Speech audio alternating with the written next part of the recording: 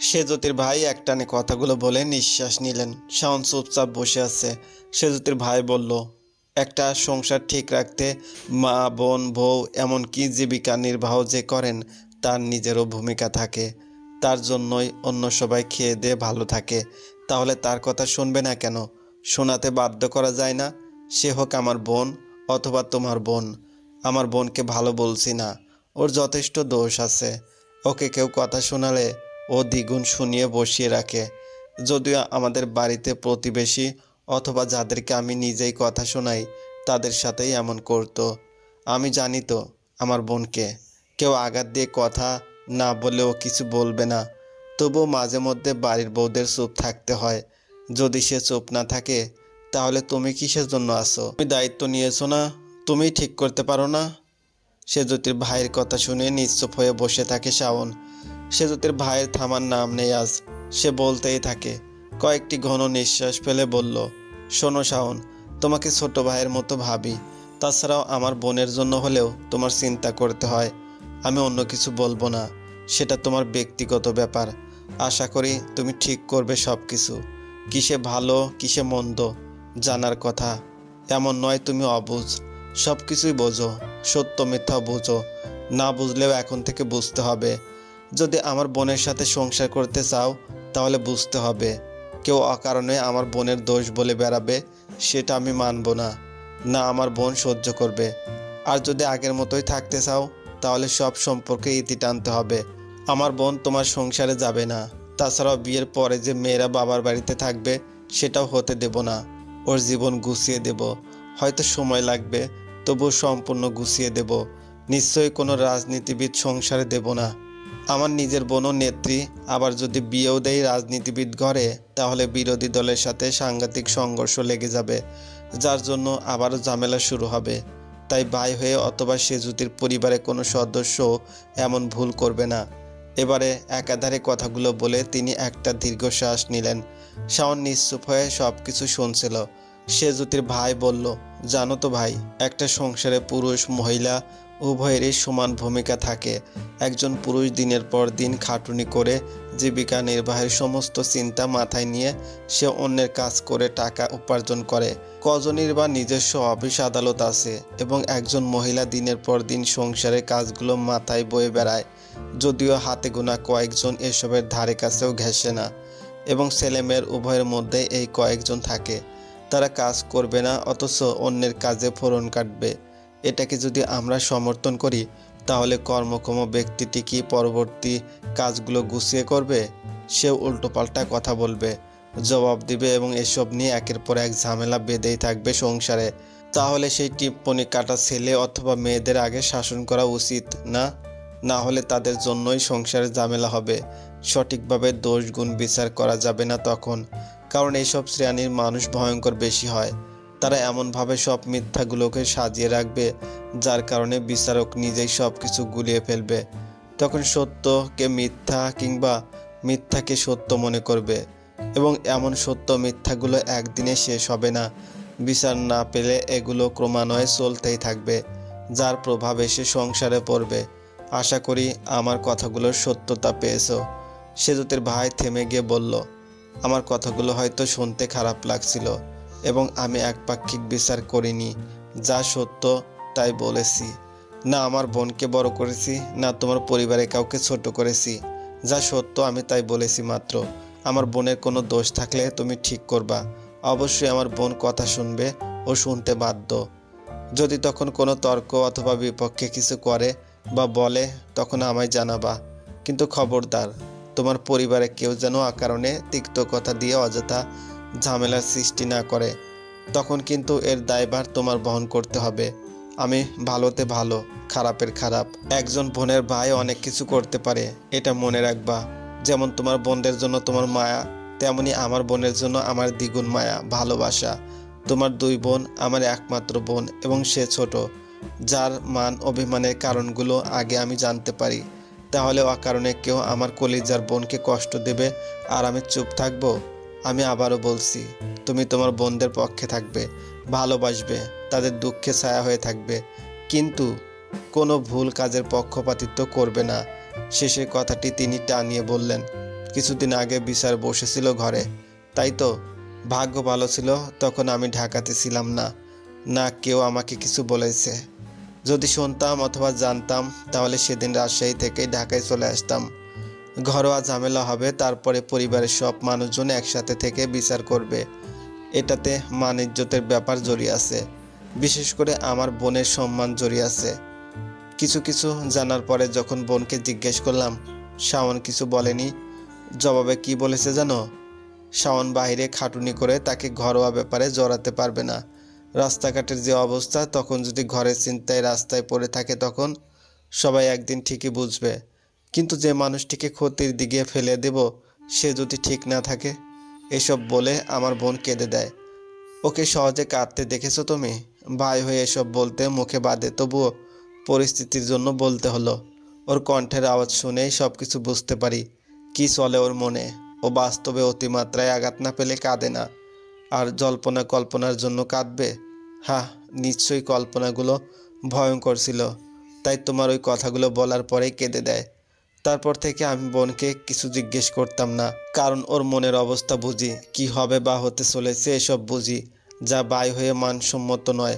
প্রয়োজনে তোমার ভাবিকে দিয়ে কথা বলাই। আমি শুধুই বোন কেমন আছে, কি করে, খেয়েছে কিনা, এগুলো পর্যন্তই সমাপ্ত করি। সত্য বলতে কি, একটা সুন্দর পরিবারের জন্য ছেলে কিংবা মেয়ে উভয়ের সমান অধিকার আছে। মেয়েরা সংসার সামলায়, ছেলেরা টাকা রোজগার করে। এতটুকুতেই কি সব কিছুর দায়িত্ব শেষ? না, দায়িত্ব শেষ হয় না। অনেক দায়িত্ব থাকে। মেয়েদের দায়িত্ব হলো যে মানুষটি দিনের পর দিন বাইরে খাটুনি করে মুখের খাবার জোগায় তার মন মানসিকতার খেয়াল রাখা, যত্ন করা। এবং একজন ছেলের দায়িত্ব হলো তার মন মানসিকতার যত্ন যারা নেয় বা যাদের দায়িত্ব তাদের সমস্ত কাজকর্মেও খেয়াল রাখা। না হলে ভালো খারাপের বিষয়গুলো উন্মোচিত হবে কিভাবে? সব কিছুর যেমন ভুল আছে, তেমনই সব কিছুর সমাধানও রয়েছে। আশা করি আর কিছু বোঝাতে হবে না। যা বোঝানোর আজকেই বুঝিয়েছি। এরপরে জল কত দূর গড়াতে পারে দেখে নেব।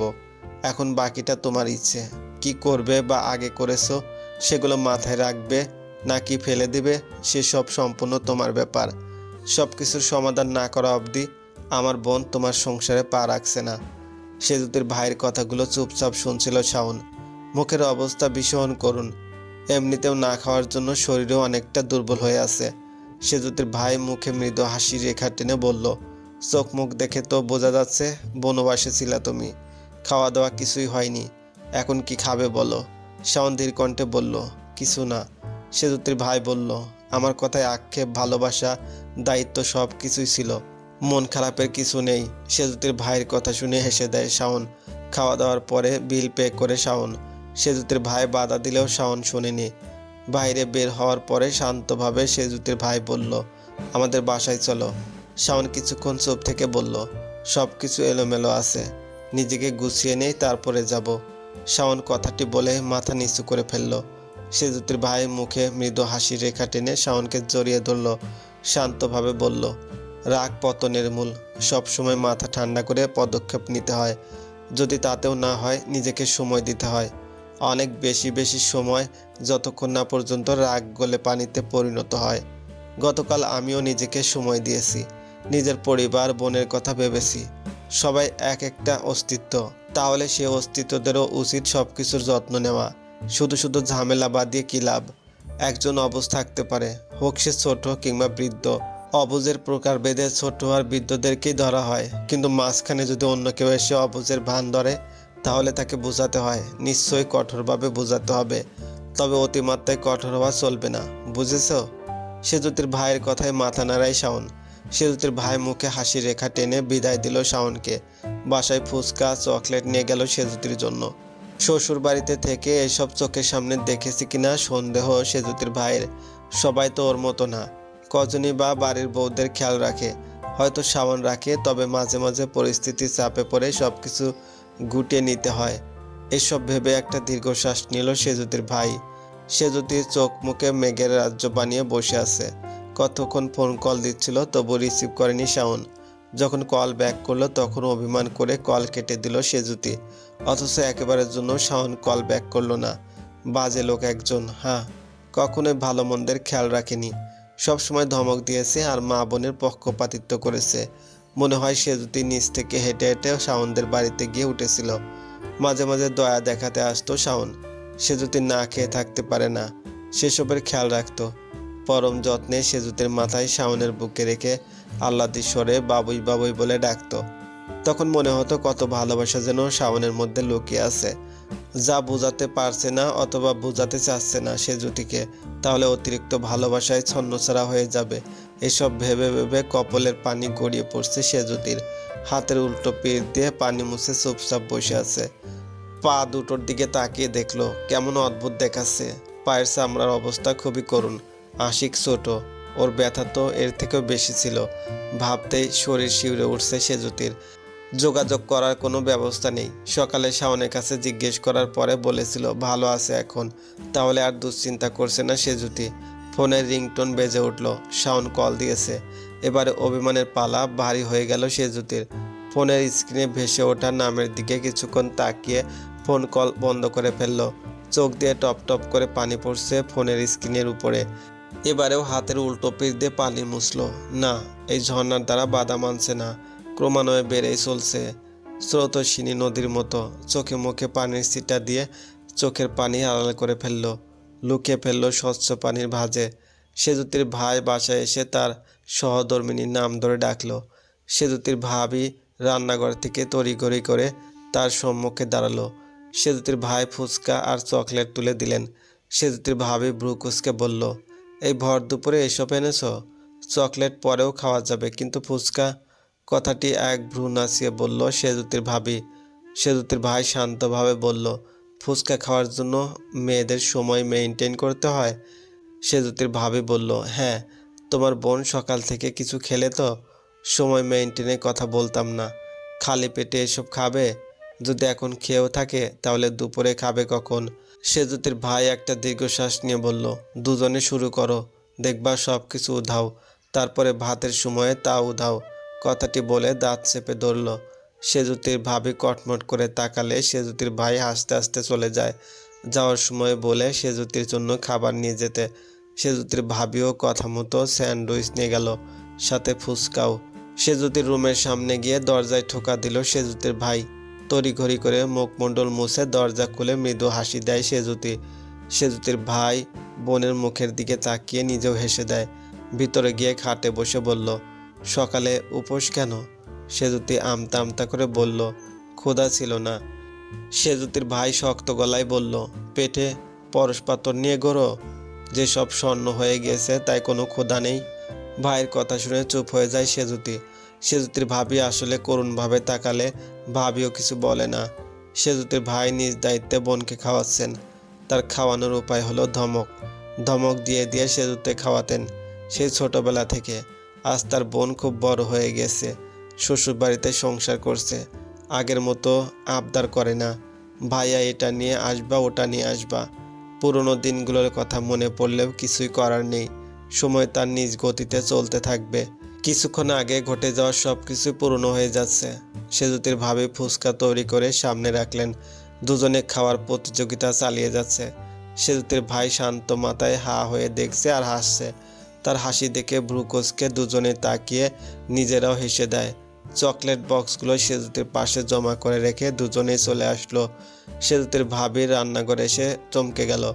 শাশুড়ি রান্নার প্রায় অর্ধেকটা শেষ করে ফেলেছে, শুধু সেদ্ধ হওয়ার অপেক্ষা, তাহলে রান্না শেষ। সেজুতির ভাবি শক্ত গলায় বলল, মা আপনি আসছেন কেন? সেজুতির মা মৃদু হেসে বলল, শুয়ে বসে দিন কাটে, মাঝে মাঝে একটু আধটু রাঁধতে হয়, তাছাড়া সেজুতিও এসেছে, কতদিন নিজের হাতের রান্না খাওয়াইনি। সেজুতি ভাবি হেসে বলল, হয়েছে, বাহানা খুঁজতে হবে না এখন, আমি দেখে নিচ্ছি। ছেলে বউয়ের সাথে কথায় কাজে না পেরে চুপচাপ চলে আসে সেজুতির মা। বাড়িতে গিয়ে ঘরের পরিবেশ পুরো থমথমে দেখে অবাক হয়ে যায় শাওন। হই হুল্লোড় ছাড়া খুব কম দেখেছে, আজকে সবাই নীরবতা পালন করছে। শাওন চুপচাপ রুমে যাচ্ছিল। আনোয়ারা বেগম ডেকে বললেন, বাবা খেয়ে নে আগে, উপোস থাকলে শরীর খারাপ হবে। শাওন ছোট করে বলল, খেয়েছি। আনোয়ারা বেগম অবাক হয়ে বললেন, কোথায়? শাওন বলল, রেস্টুরেন্ট ছাড়া আর কোথায় খাবো? শাওনের কথা শুনে আনোয়ারা বেগম আর কিছু বললেন না। শাওন বিরক্তি করে একটা ভাব নিয়ে রুমে চলে গেল। বারবার সেজুতির ফোনে কল দিচ্ছে, বারবারই সুইচ অফ বলছে। একটা দীর্ঘশ্বাস নিয়ে বিছানায় গা এলিয়ে দিল। কিছুক্ষণ পরে আবারও সেজুতির ফোনে কল দিল। এবারেও আগের মতোই। হাড়ে হাড়ে শিক্ষা পাচ্ছে এবার। অকারণে বউয়ের গায়ে হাত তুললে যা হয় আর কি। সেজুতির ফোনে কয়েকটা মেসেজ দিল। মনে মনে ঠিকই ভেবে নিয়েছে রিপ্লাই পাবে না এই মেসেজের, তবু আশা ছাড়ছে না। খুব শীঘ্রই সব কিছু সামলাতে হবে। তারপরে সেজুতিকে নিয়ে আসবে, না হলে কোন মুখে নিয়ে ওর পরিবারের কাছে দাঁড়াবে। সেজুতির সামনেই বা কিভাবে দাঁড়াবে? প্রথম থেকে যদি সব কিছু যাচাই করতো, তাহলে হয়তো আজ সেজুতির পরিবারের মতোই সব কিছু ঠিক থাকতো, সবাই একসাথে মিলেমিশে থাকতো। কিন্তু ভাগ্যের লিখন না যায় খণ্ডন, এই প্রবাদটিকে মনে প্রাণে মানছে শাওন। ওর কপালে যা ছিল তাই হয়েছে, এখনো কপালে যা লেখা আছে তাই হবে, হোক ভালো কিংবা মন্দ। চোখ বন্ধ করে ঠোঁট চেপে নাক দিয়ে জোরে জোরে নিঃশ্বাস নিল। কপালে পানি বয়ে যাচ্ছে ঝর্ণার মতো। বন্ধ চোখ দিয়ে অনায়াসেই পানি ঝরছে, কোনো বাধা দিচ্ছে না। বোবা কান্না যে খুব কঠিন ব্যাপার।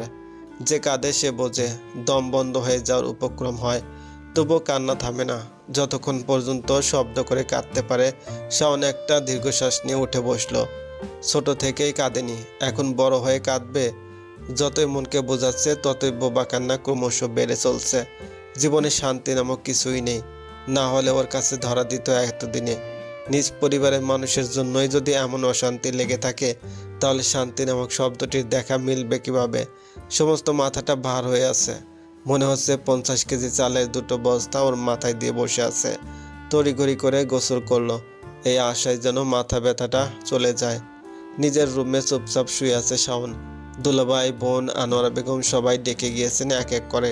কারো কথায় গায়ে মাখেনি শাওন, চুপচাপ চোখ বন্ধ করে শুয়ে আছে। আনোয়ারা বেগম শাওনের পাশে বসে বলল, তুই অসুস্থ হয়ে যাবি বাবা। শাওন চোখ খুলে দাঁতে দাঁত চেপে বলল, আমার চিন্তা করছো? তাও তুমি অথবা তোমরা? কাউকে তো কোনোদিন দেখিনি।